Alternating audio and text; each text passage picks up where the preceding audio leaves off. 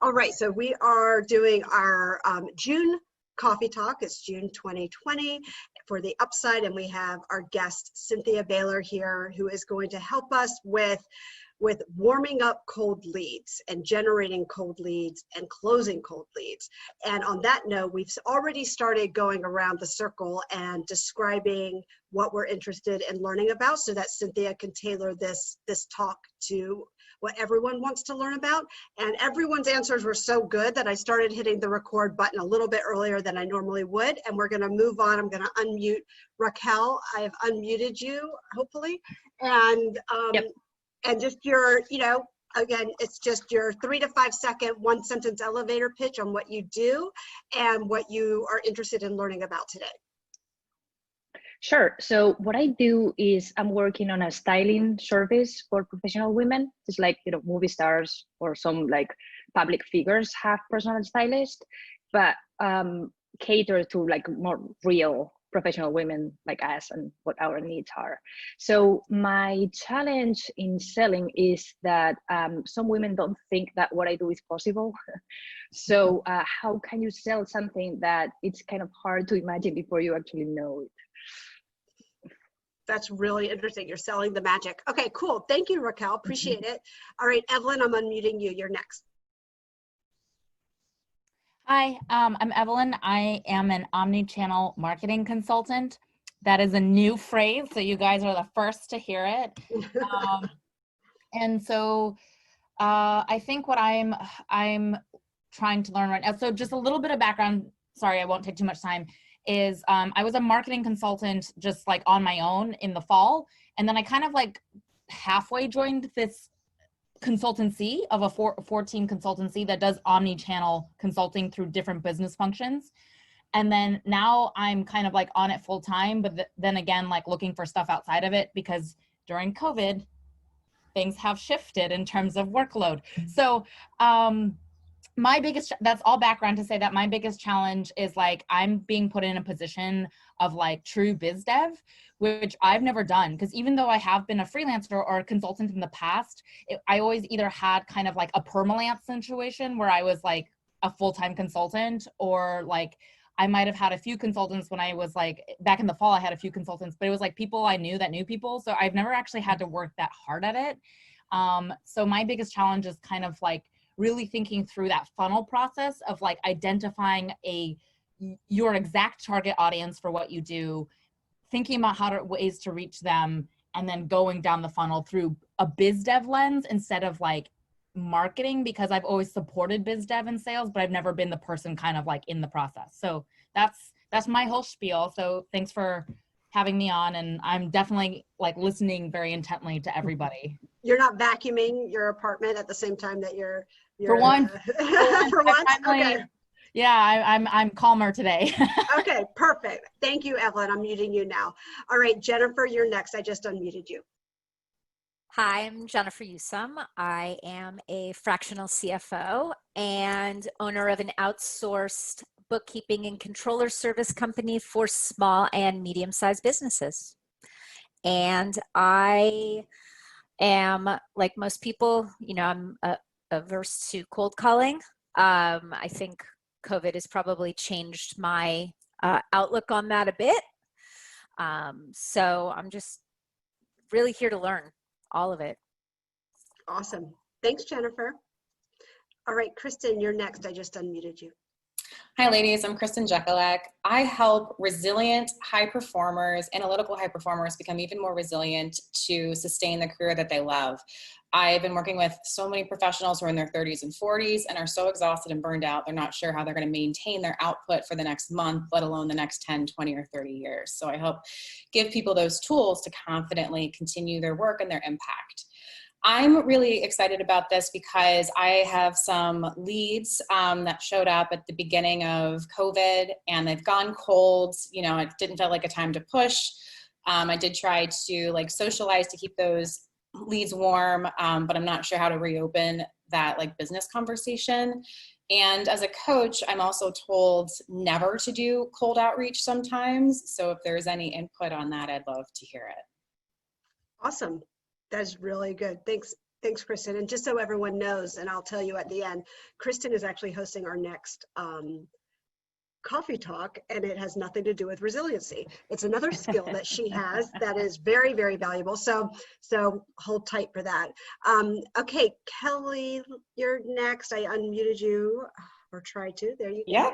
Yep. Hi, guys. Kelly Lynn Adams. I'm an executive leadership and life coach, working with high performers as well, helping them to get from where they are to where they really want to be without losing themselves. And I'm a speaker as well. So I guess what I want to learn is, in the enrollment process, just to tighten that up and get that really concise and clear, because now I am talking to CEOs, CFOs, COOs. So just getting that, and I have been working on the sales process and enrollment conversations for the past 2 years, but I know I can get a little bit tighter. So that would be great if, you could hit on that.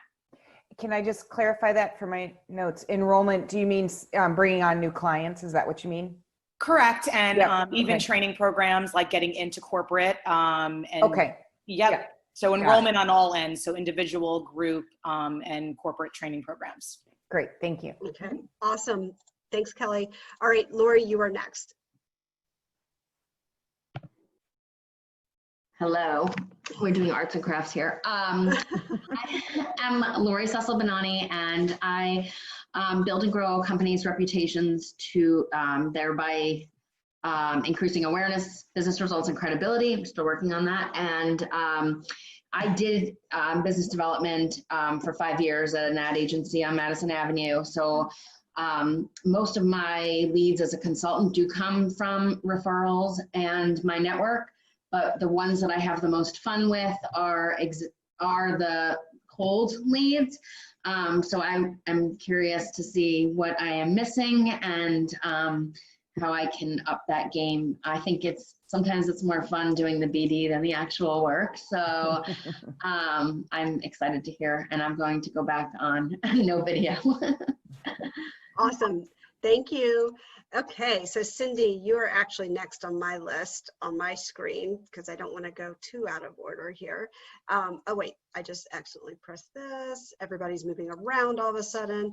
Okay, Cindy, so your one sentence elevator pitch and what you're hoping to learn so Cynthia can actually tailor the talk to what everyone really wants to learn. Okay, elevator pitch is I am a growth marketer who specializes in app development, email strategy and management, and all other forms of digital marketing and strategy.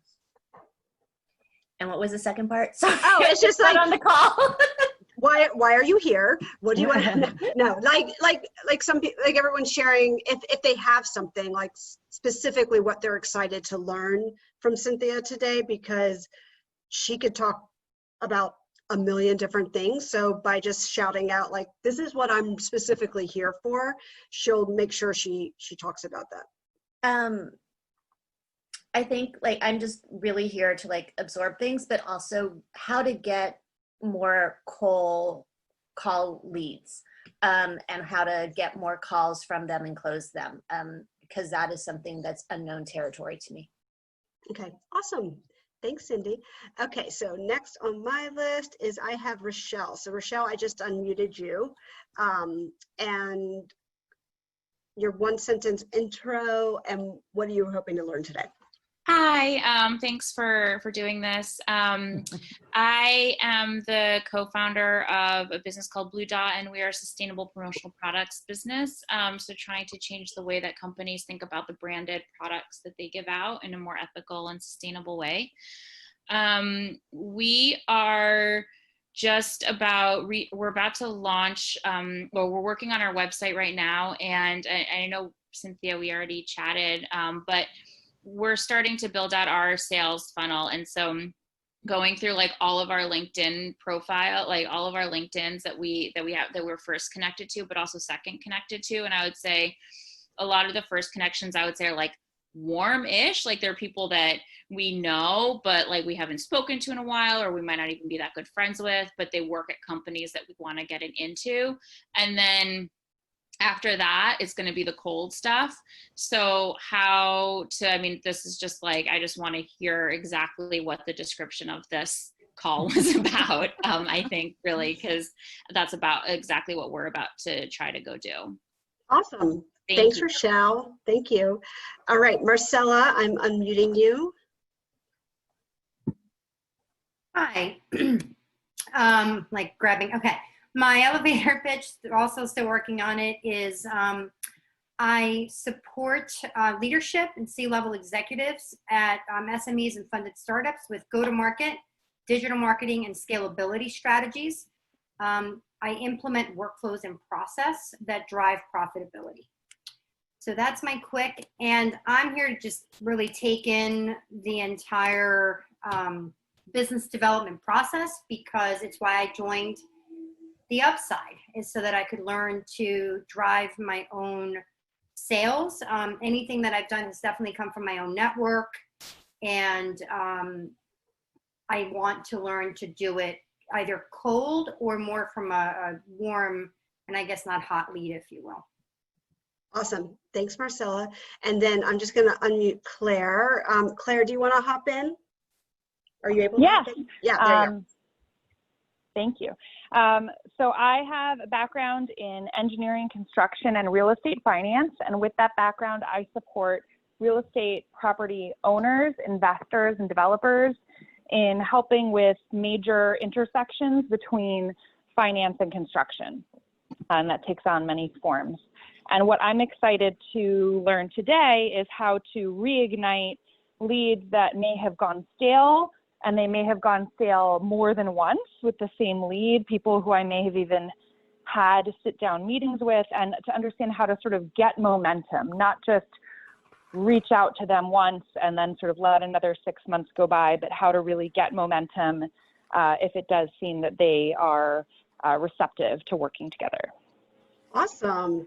Thanks, Claire. Okay, so I saw Cynthia making a lot of notes, and I'm just going to introduce Cynthia for anyone who hasn't met her yet one-on-one, just so that you understand the context of why she is hosting this call. So I'm just going to read her bio straight from a piece of paper. After 26 years leading sales and marketing teams in corporate America, Cynthia Beiler opened the door of Leverage Mind Consulting. Her firm is dedicated to helping underperforming organizations find the power within to fuel profitable growth. Cynthia and her team work with clients to develop and implement an overall strategy to accelerate profitable growth. This is inclusive of, but not limited to, development in the areas of culture, leadership, structure, and process. In her corporate life, she successfully rebuilt multiple teams and organizations, and through this work, she has developed a knack for identifying and leveraging the potential in anyone. The firm's work is based on a deep belief that an integration of improved mindset, leadership, structure, and process will create an engaged sales culture that stimulates profitable growth.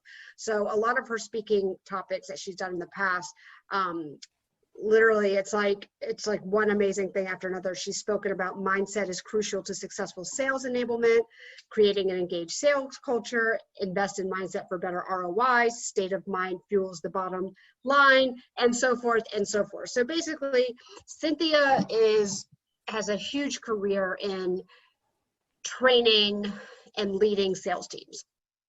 That is why she is here. And I'm going to just, Cynthia, I'm going to let you take it over. And I also told Cynthia that I would manage the chat section. So if anyone throws something in the chat, you're chatting to me, not Cynthia, and I will moderate that so she can focus on her brilliance and not the chat. Well, thank you, everybody. This, I love the fact that we did the round table, and I have 2 pages of notes to try and tie to my talk. The beautiful thing about me is the less structured my world is, I think the better I perform. So when we're talking about what's the script, I'm like, oh, I don't have script. This created a script for me for today. And it actually is aligned with what I was planning on talking, in case nobody had any good things to throw out there. So this is going to be awesome. So I am just going to start. You heard in my bio that there's the word mindset quite a bit. And it's great. We have a performance coach on the line. We have a resiliency consultant. We have people that are in that world of improved state of mind. There are not very few of us in the sales realm that state this is our foundation.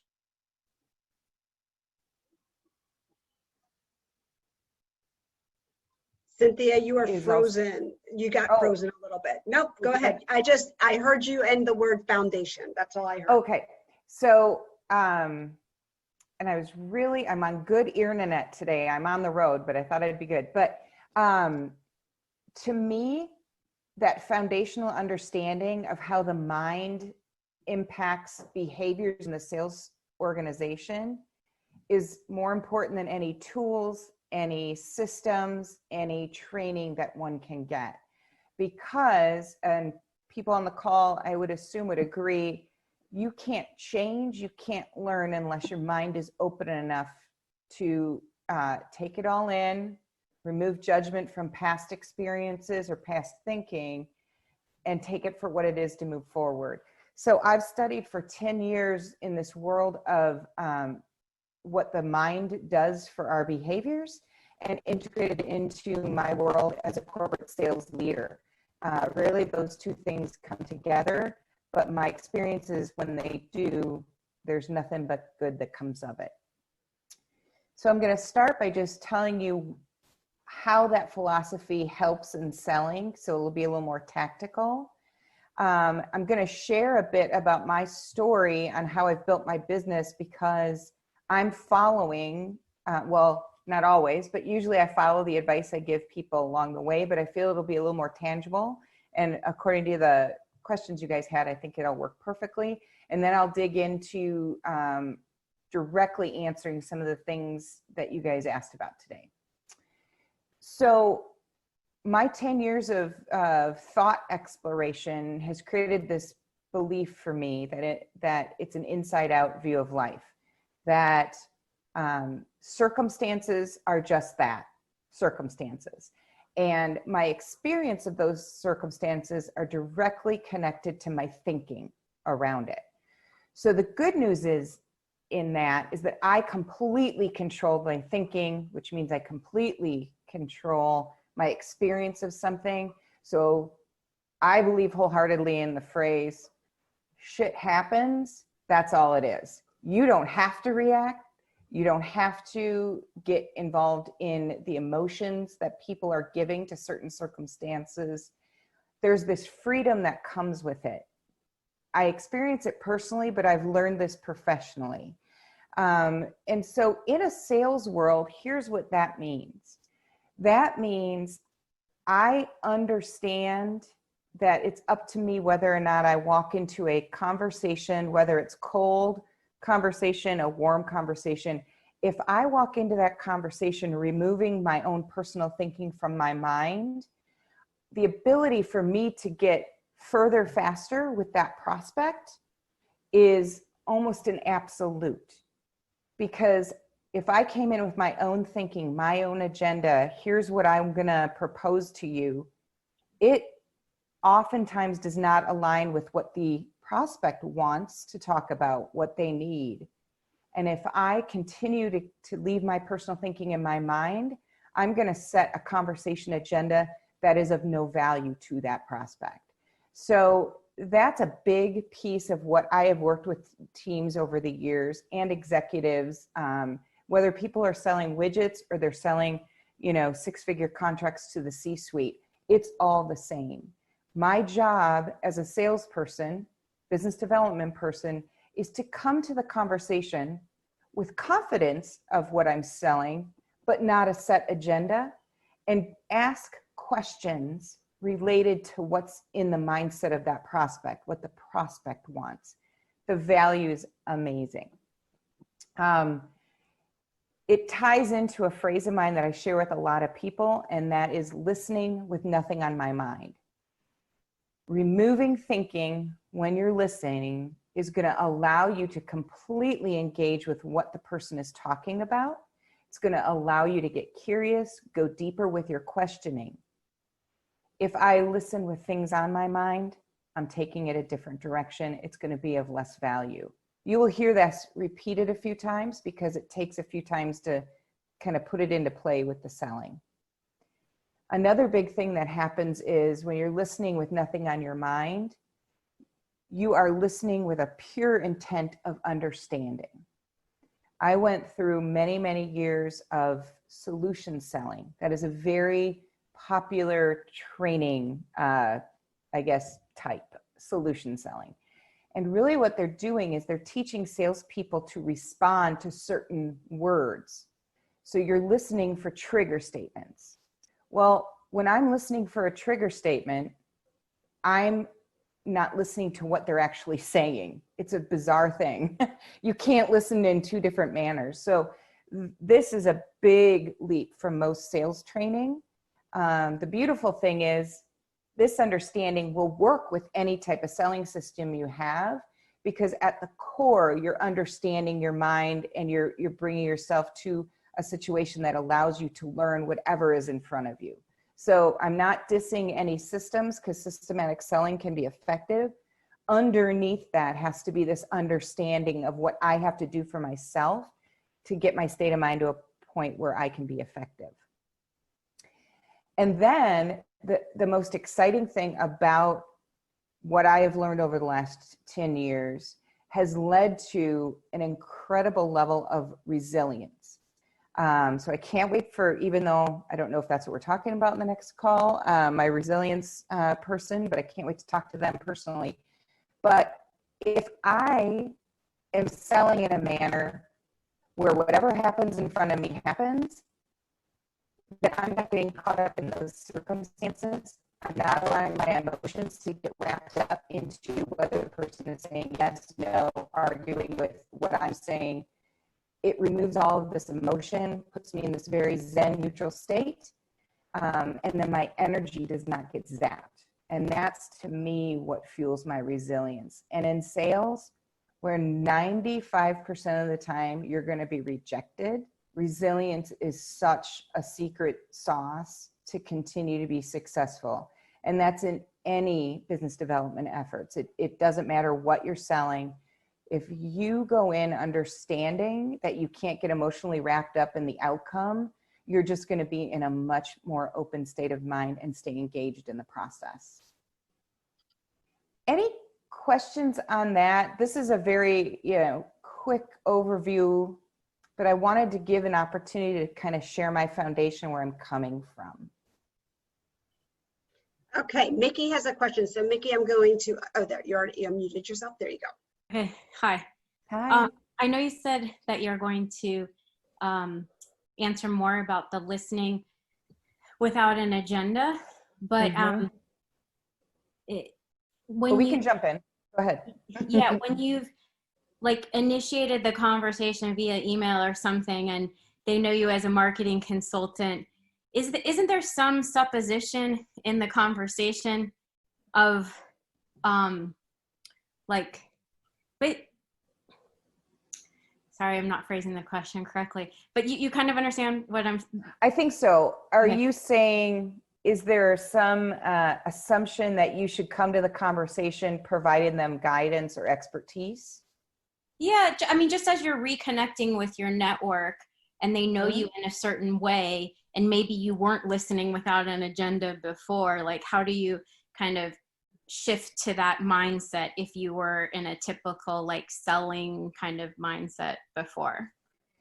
So if I think what might be helpful is just always remembering that even if you had a conversation about something or in a certain way before, just like your life changes moment to moment, that other person's life and situation can change moment to moment, especially with cold leads. So if you just can come to the table not thinking about what was discussed, either the content or the manner of which it was discussed, and get curious about what's going on in their mind today, because especially if they decided to connect with you. Does that make sense?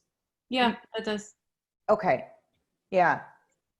And it's unreal. Cynthia, I'm going to type in, the connection is a little bad on your end. So I'm going to type in a phone number for you to dial into. Okay. Because I think. Well, let me try just turning my video off. Should I try that? Or do you want me to do the call? No, I'm going to have you dial in because I think that's a better, it'll be on your phone instead of on your internet. Is it in the invite? Because then I'd have it. Well, I'm just going to type it right here if that's easier for you. And then it's in the invite too, but it just, then you don't have to pull it up. And then I'm putting in the call number 9696. I mean, the ID number is right here. And then that way you could just dial in. Sorry for the pause, everybody, but I'm sure everyone would want to, we're hanging on every word you're saying. So we want to make sure we're hearing you. So 929-436-2866. Yeah. Okay. And then that should dial you in, and then you can turn off your meeting ID followed by pound.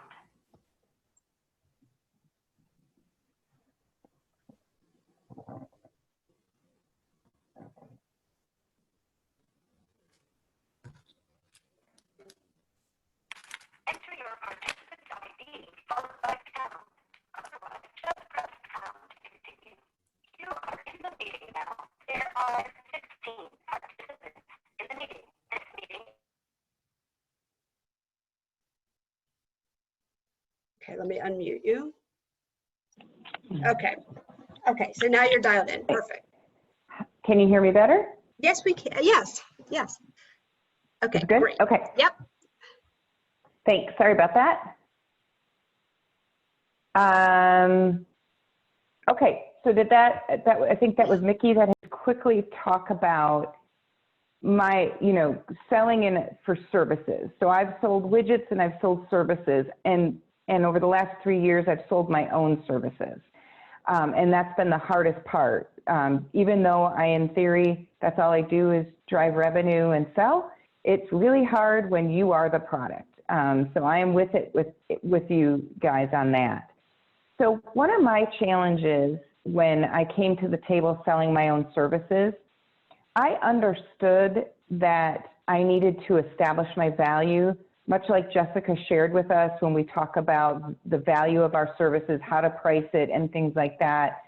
I understood all that, but I have a very analytical mind. So I actually had to take an analytical process to believe in what I should sell my services for. So I'm going to talk a little bit about how I got there. And that path actually ties some other things that you guys were asking about along the way. So I'm going to take you down my path of how I got to where I am in understanding what I'm offering as services to clients, what the value of that is, which helps my pricing, and then really helps me target who I'm talking to or who I'm going after, which in turn warms up any lead process that I have, because the spray and pray type approach, or not really being sure if the person I'm going after is the right target, that can help get in the way, and you're going to experience more cold leads than warm leads along. So I think I'm going to hit some things along this next section. So the process, first of all, I have to tell you, I met Erin I think it's been 8 months ago. And while I continually worked from the day I left corporate life, I struggled in many ways because I wasn't exactly sure what I wanted to offer. I wasn't exactly sure how I would scale my business. There were things that I hadn't gotten answers to, and Erin was so helpful. So my three steps that I'm going to lay out for you guys is understanding bandwidth and resources and making sure it aligns with what my offering is. I understand my personal fiscal desires, so I knew how much money I wanted to make at a minimum. And I took those two things together and created a target revenue budget, and that helped me really define who my targets I was going to sell for, how much activity I needed to put into them in order to have a result of that financial outcome. And I was at the moment I kind of figured out this kind of formula is when I met Erin. And then Erin brought to the table things that I hadn't considered. It all falls under that understanding, bandwidth, resources, desire. Erin helped me understand that I actually do not want to grow a large team of people, and I promise this will all be related. she helped me understand that I do not want to grow a large leadership audience because I hate the work that has to go into in building an audience for myself for thought leadership. I also came to the conclusion that I truly don't want to offer coaching as a separate part of my business. Where I enjoyed coaching was with my corporations and more on a performance coach, but under the umbrella of consulting with the group. So that all is under that understanding, not just bandwidth and resources, but the capabilities that I want to bring to the table. So once I realized what I didn't want to do, I was able to carve out exactly what I wanted to do. And then then I had to figure out that bandwidth position, right? So by many mistakes and exhaustion, I came to the conclusion that I only have 25 billable hours a week max to dedicate towards consulting. And if I needed to do more, I would have to start scaling with people. So I figured out that piece of it. Then I figured out competitively my pricing model probably was, I realized that I would need to sell a lot more than I was willing to initially do in order to only have 25 billable hours a week. So I had to figure out a revenue stream that was not tied to my hours. But why that's so important is I understand how to get the non-billable revenue stream now. I've got some products that I'm looking at selling and representing, and I've got that figured out. But when you only have 20 to 25 billable hours a week that you need to fill, you can refine that target market you're going after. You can really define the type of people you want to serve in organizations. And that's so important in a traditional business development situation, because if you don't know exactly what you're offering combined with exactly who you want to go after and how much you really have to sell, if you don't know all three of those answers, you're going to be going down avenues of business development that don't make sense for your business. So understanding what I'm offering, understanding how much I have to sell, and understanding who my desired target. Does that make sense, those three definitions to create some efficiencies, right? So then when you look at business development efforts, you can be very refined in that list of who you're going after. And that is an easier task at warming up and making those connections that you need. It also helps you go outside of your comfort zone and your network. Cynthia, can you address just a few more minutes, just maybe a couple minutes on defining that target audience? It happened to have been asked by Evelyn, who I happen to know. She can do marketing for any company. So, you know, so like for someone like Evelyn and a few of our members actually have pretty broad audiences they could go after. So listen, I'll just throw in my 2 cents, Evelyn. My advice is quick and dirty. It's where do you have the largest network and which industry or which defined audience has the deepest pockets. That's how I decided where I was going to put my biz dev efforts. I went after private equity because they have a lot of money and I made a lot of money, and I had a big network in there. But it wasn't the only industry I had a network in, but I was like, well, they're the richest, so I'm going to go after them. And it was easy and I made a lot of money. But I'll let Cynthia answer that question in her own way. Yeah, so that ties exactly what I was about to say is you have to prioritize, right? Prioritize that target list. It is going to, the first priority will absolutely be what does my experience best align with, and my network support, because that's going to be your quickest propensity to sell. And in anything you sell, we call it the low-hanging fruit, right? What I have to sell, they know who I am. It all aligns with what they're trying to do as an industry or a company. If you don't look for those low-hanging fruits, it's difficult to grow your business because that's going to be a quicker sell. And then at the same time, you're building a pipeline of your dream clients, the ones that maybe are slightly out of reach, slightly out of your network, but you're paying your bills or you're getting closer to paying your bills with the low-hanging fruit. It's going to take longer to enter into industries you don't have a really clear connection to. It's going to be harder if you don't have a direct network connection, but that's all part of selling. You have to be hitting multiple target areas at the same time because the propensity to buy is going to be different in each segment.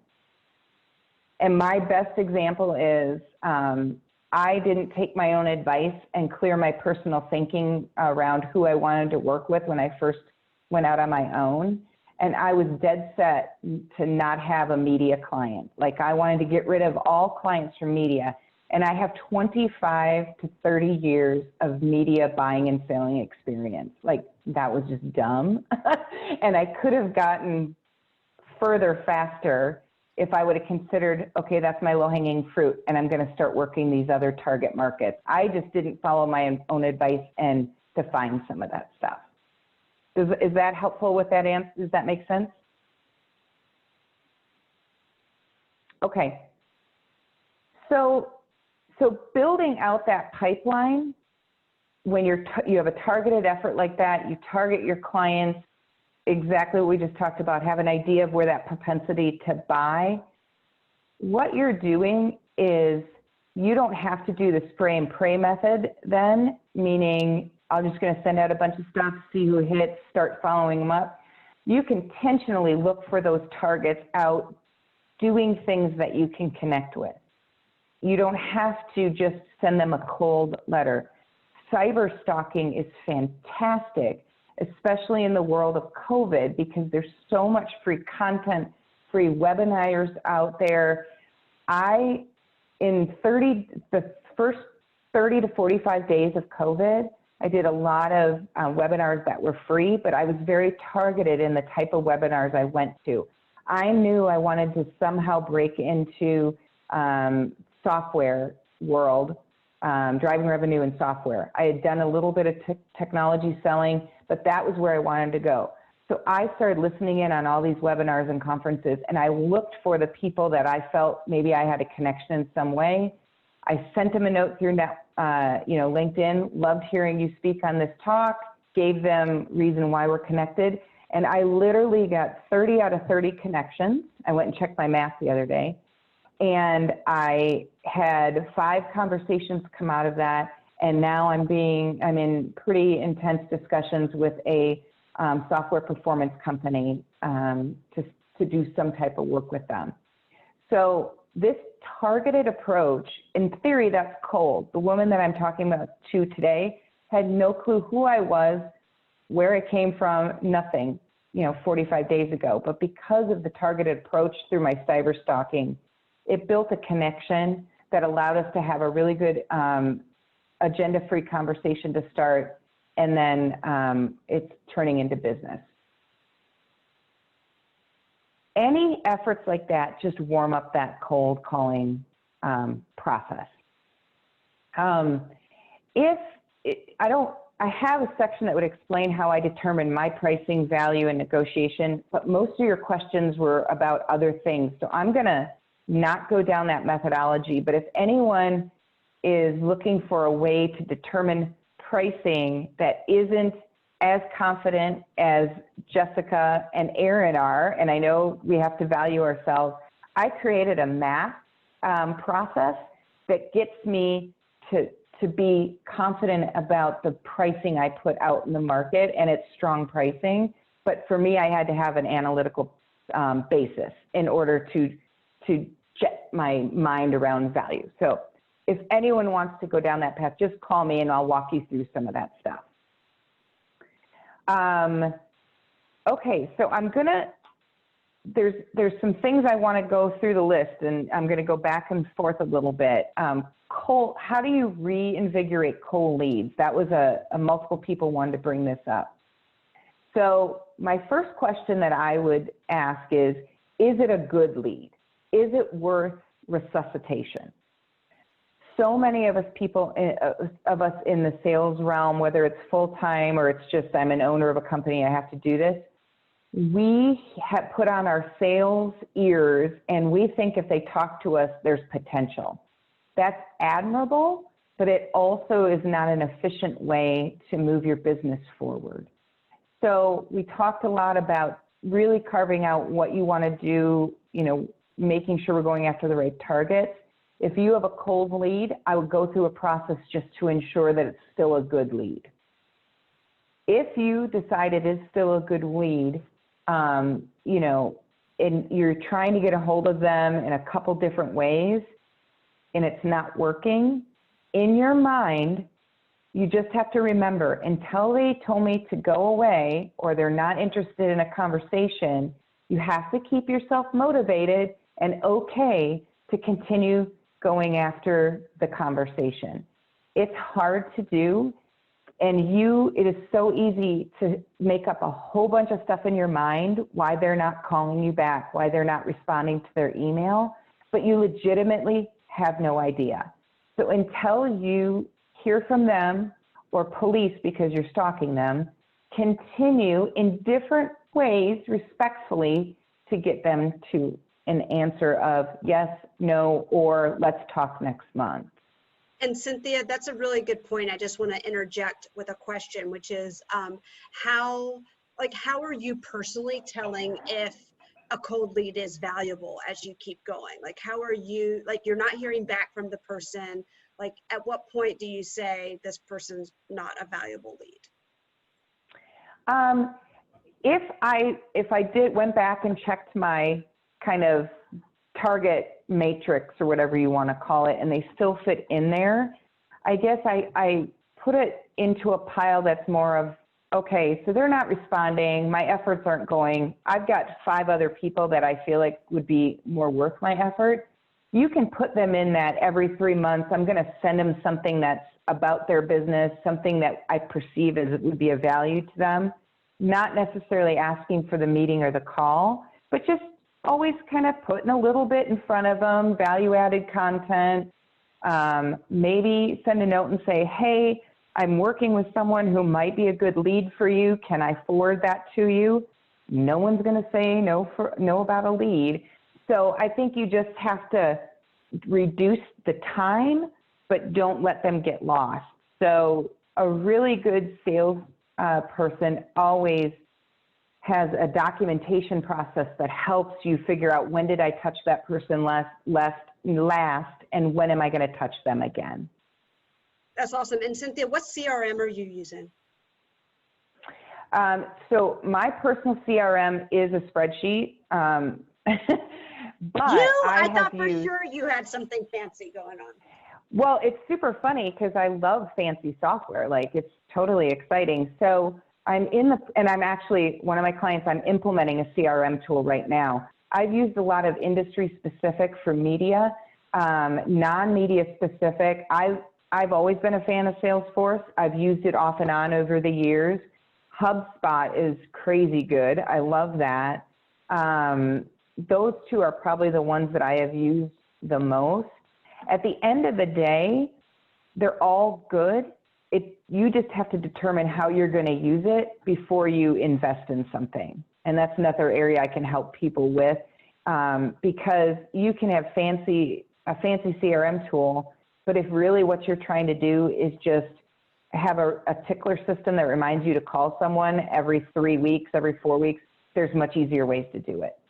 You know, Kristen had actually last year introduced me to a hack around it's a free tool that I haven't used as much as I did when I first started implementing it, just because my systems changed, but it was called Flow-E, like Flow-E, and it's like a plugin. It's a way to view your email, that you can create these columns in your view, where you could put, like, you know, follow up every 3 months, or you can label your columns to whatever it is, and you just literally drag the emails into those columns. You can drag them in and out, and because I'm an inbox 0 person, so my inbox is my to-do list, and it helped me like keep track of you know, those people, and I could move them back and forth across those columns. So that, and it's a free tool. So that's not a CRM, but for some people who do use their inbox, it's called Flow.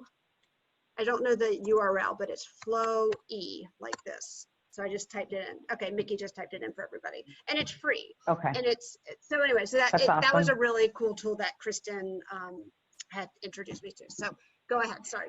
So, and I will give you the polar opposite, because sometimes people just get lost in their own technology. There is an old school way to build a tickler file. You can get, and you know, it's going to sound funny, but you can get file folders and do 52 weeks of the year, name them, you know, 1 through 52. And when you're in week 3, what you do is anytime you want to call someone or you have a follow-up or to do, you throw it on a piece of paper and throw it into the file, right? That's going to be week 5. I'm going to, you know, whatever week that is in the year you're at. And then on that week, on Monday morning, you go grab anything in that file. It could be calls to make, emails to make, projects to work on. That is old school, because I was, you know, 30 years ago, that's what I was taught to do. That mentality is exactly what these CRM tools are, but it might be, some people might just be more comfortable with something like that. So it's that and, you know, Salesforce and anything in between. All right, so we talked about stepping boldly. Someone talked about, how do I step boldly out of my network? So I've given some tips, but that stepping out boldly is something that can be done when you are truly curious about the unknown. So to step out of your network and comfort into something that you have no interest or desire to learn about, that's not going to work. I know this might sound simple, but the reality is, if you're going to go after a new target, a new industry, if it doesn't excite you to learn about it, you are not going to be able to sell into that, because you're going to have to really be curious about something in order to make a connection with someone who doesn't know you in that industry. And you have to figure out their value systems and what they look like. And you can do some of that education on your own, but my big advice to salespeople always is, don't try to have all the answers before you sit in front of a new prospect, because then you're not going to be curious about their business, their industry. And so you know, on that note, Cynthia, I'm actually going to copy and paste something. I forgot who just told me about this. I can remember so many things except for who told me what. This, I just put it in the chat. Crystal Knows. I think it's just Crystal, but it's Crystal Knows is the URL. For anyone who is, oh, Carrion did. Okay, I was like, I know one of you told me about this. Okay, so now I'll remember. It was Carrion who told me about this.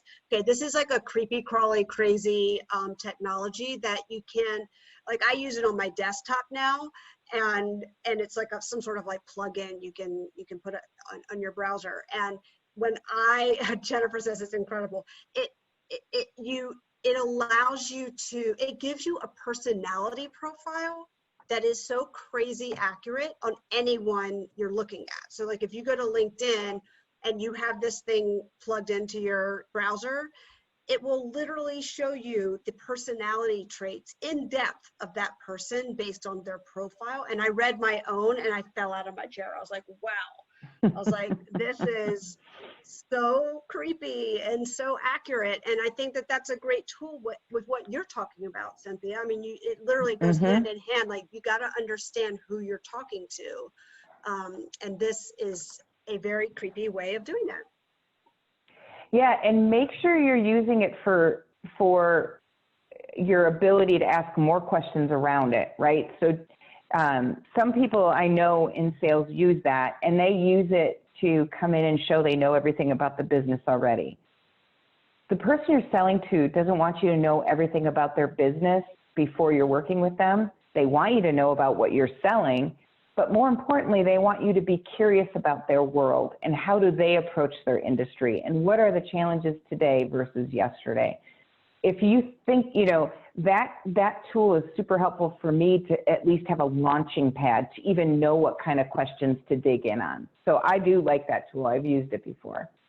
Yeah, and I know that we're wrapping up on the hour. Yeah. I can stay for an extra 15 minutes. I can stay till 2:45 but I know you have so much to say, Cynthia, but we also told everyone to come equipped with questions.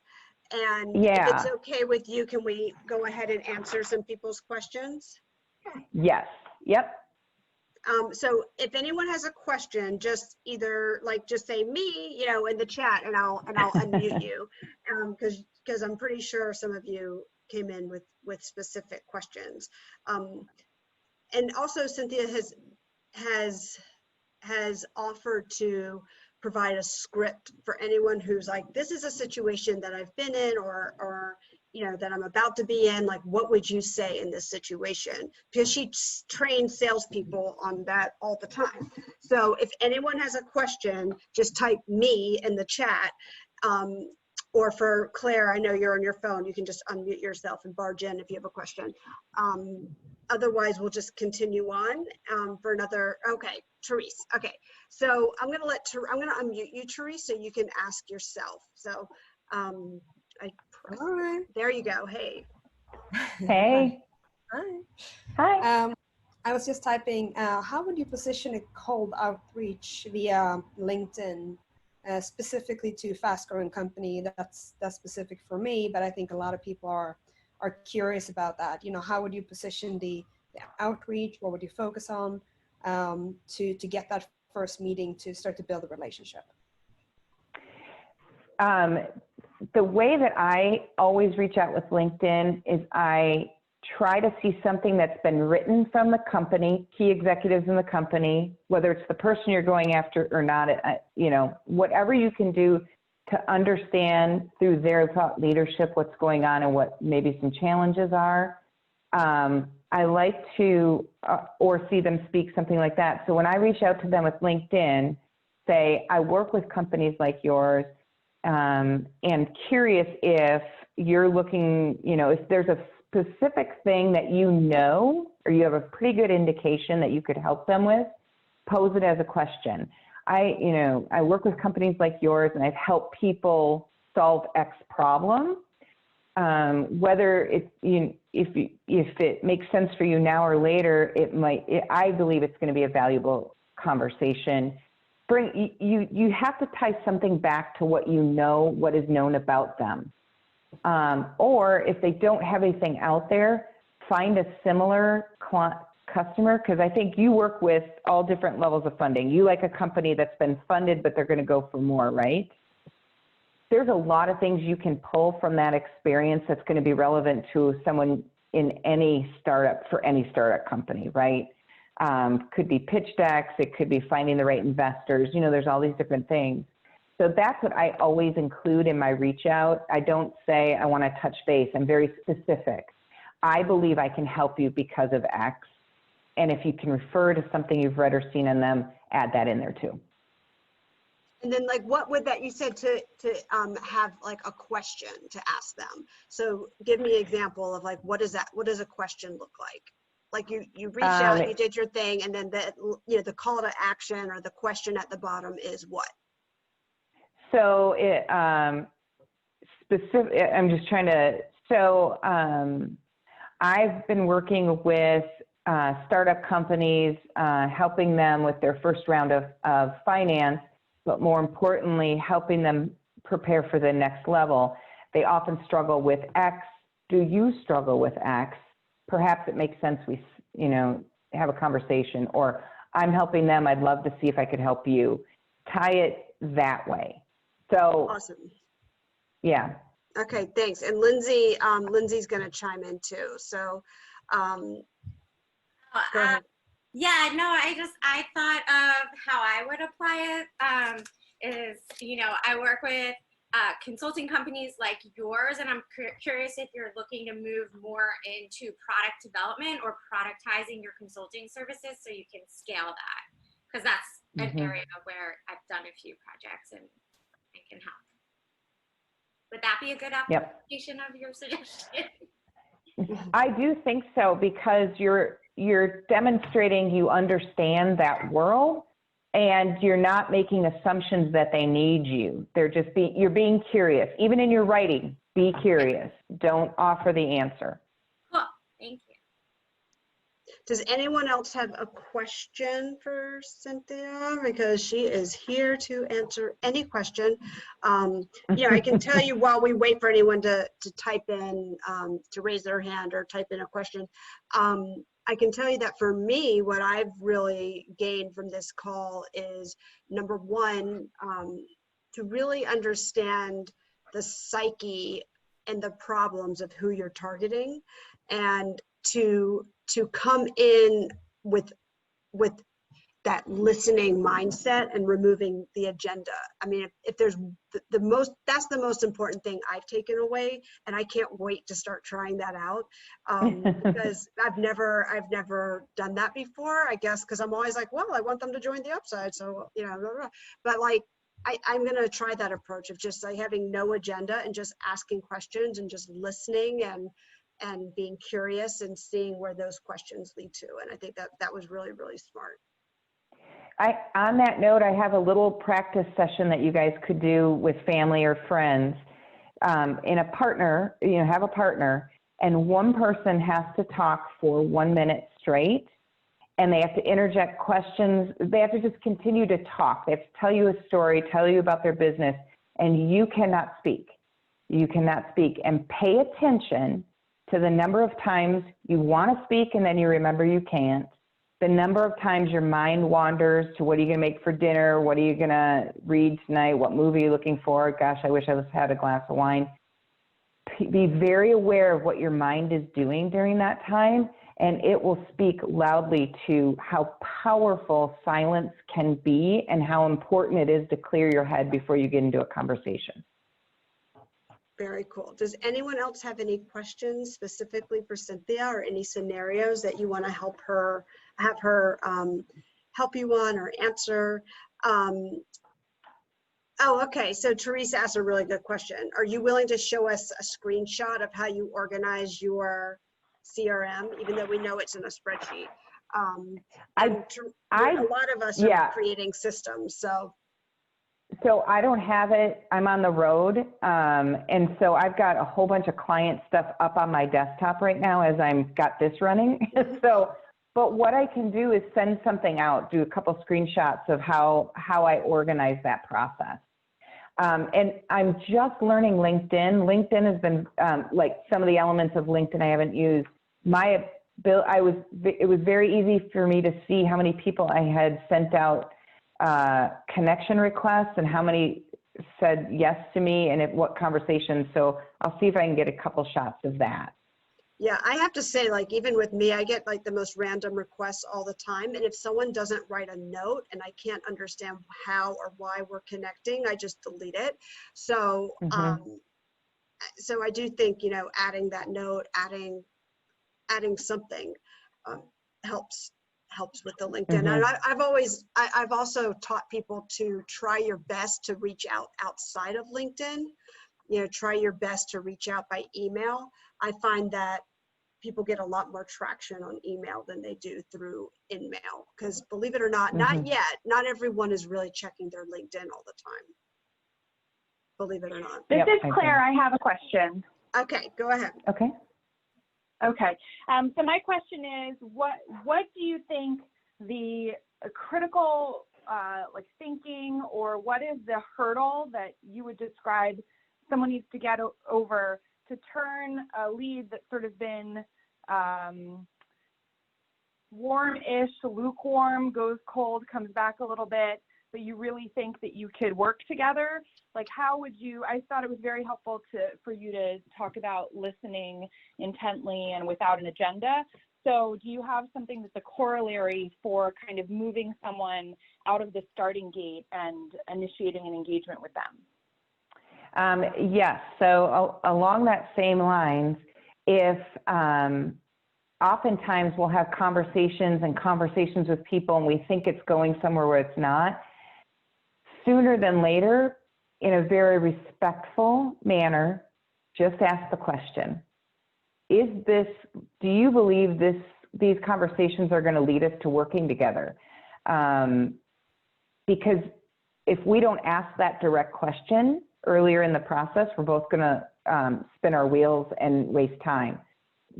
You don't have to say it in that way. A nice way to say it is, hey, I've enjoyed these conversations. I've always thought that maybe this was going to lead to business. Now, perhaps not on your side. What do you think? And they'll answer you. And if they say, no, I just enjoy these conversations. Hey, I appreciate that. But, I'm on my own. I really got to get some business turned in my pipeline. Maybe we could do some lead sharing, and that'll still allow us to have these conversations. That'd be a way to get kind of someone step aside. If it's truly a good lead and they want to work with you, that would shake them up, wake them up. Oh, I do want to work with you. I just have to get XYZ to agree to it. Then we can have this next meeting. If you have that directness with them, they're going to tell you one way or another where it's going. It just feels a little uncomfortable, but the sooner you can do that in a respectful manner, the sooner you can go on to the next deal. Thank you. That makes a lot of sense. I know, don't you want Cynthia just to do it all for us? It all sounds so easy when you say it, Cynthia, and then we're all going to get up there and start bumbling on our words.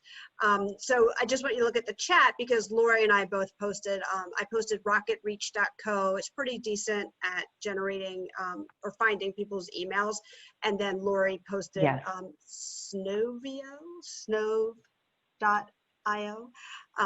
So that's another one that's a good. I love learning all the new tech. One of my favorite things about these calls is acquiring new tech that I'd never heard of before, like Crystal knows. So thank you for that. And I know that we've run over. I appreciate that everybody is still here. I typed in Cynthia's email, but I'm going to do it again so that everybody has her email. And I've done a couple of calls with people. Send me an email and I'll send you a link to my calendar. I have time reserved every week for helping women own businesses. And the calendar gets a little full, so it's usually first thing in the morning or end of the day into the evening. But I am more than happy to give you some time in the area of business development and sales because I love it and I can help it. I can help people approach it in a more enjoyable manner, believe it or not. Yeah, well, we might have to have we might, just like Jessica's call, we might have to have a part 2. Jessica, we got an hour through the call and I was like, oh, Jessica, it's an hour now. We have to stop. And, but she was on a roll and I feel like you were on a roll and we had to kind of wrap it up. So we might have to talk about doing a part 2 in the fall. I hope you don't mind. No pressure. No problem. No problem. So thank you so much, Cynthia. You're so generous. Thank you for sharing so many golden nuggets on this call. And I will definitely follow up to get a part 2 on the calendar for, it'll probably be September. So thank you for that. And thank you. I just want to give one more piece of advice. Yeah, sure. I tell it to all my sales teams when I was a corporate leader, don't think about it, just do it. Literally, that's what needs to be done in business development. We can think about it. We can fill things in on our spreadsheets and our computers. But at the end of the day, you can't sell something unless you talk to someone about what you're trying to sell. So go have really good conversations. Yeah, really good conversations.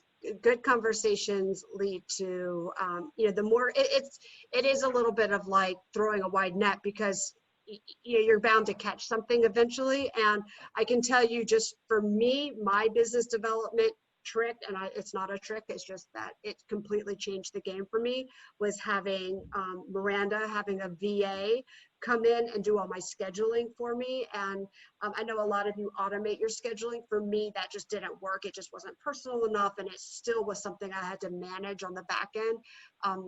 Miranda and any kind of VA like that for me has been worth her weight in gold because it's just put so many more meetings on the calendar. And you know how I feel, one connection can change your whole life. And I love making new connections and they're always opening new and more exciting doors for me and my business. So that was another thing that was a game changer for me. It's not really a business development tool, but to me and for my business, it has been. So on that note, thank you so much, Cynthia. And this has been recorded. It will be posted up in the Upside probably Monday, and we'll follow up for a part 2. And thank you all for showing up and for participating and bringing your questions. Thank you so much, everyone. Have a great weekend. See you all Monday. Bye. All right, bye, everyone. Thank you. Thank you, Cynthia.